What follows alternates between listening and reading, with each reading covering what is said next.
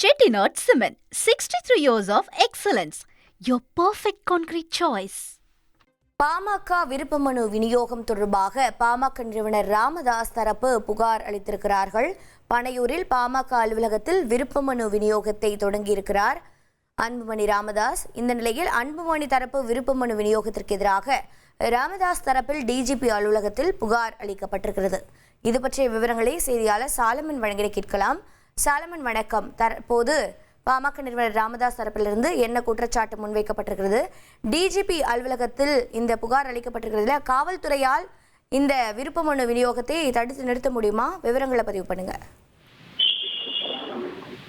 பாட்டாளி மக்கள் கட்சியில தந்தை மற்றும் மகன்களுக்கு இடையேயான அந்த மோதலானது தொடர்ச்சியாக அரங்கேறி வரக்கூடிய சூழல்ல வருகிற சட்டமன்ற தேர்தல்ல பாமக சார்பில் வேட்பாளர்களாக போட்டியிட விரும்புவோருக்கான அந்த விருப்ப மனு ஆனது தற்போது விநியோகம் செய்யப்படுகிறது. பனையூர்ல இருக்கக்கூடிய அன்புமணி அலுவலகத்துல விநியோகமானது இன்று முதல் தொடங்கி வருகிற 20ஆம் தேதி வரை நடைபெறும் என தெரிவிக்கப்பட்டு இன்று காலை முதலே அந்த விருப்ப மனுக்களானது வழங்கப்பட்டு வரக்கூடிய சூழல்ல ராமதாஸ் தரப்புல டிஜிபி அலுவலகத்துல ஒரு புகாரானது அளிக்கப்பட்டிருக்கிறது. குறிப்பாக அவர் மெயில் மூலமாகத்தான் இந்த டிஜிபிக்கு இந்த புகாரை தெரிவித்திருக்கிறார்.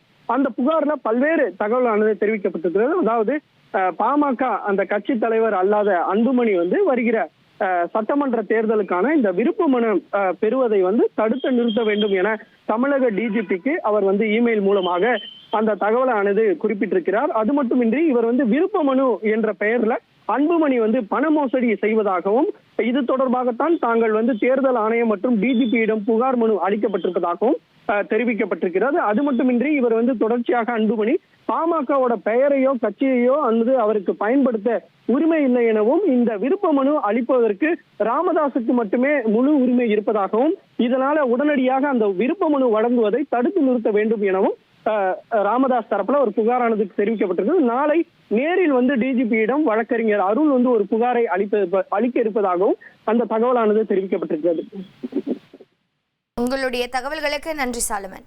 Chettinad Cement, 63 years of excellence. Your perfect concrete choice.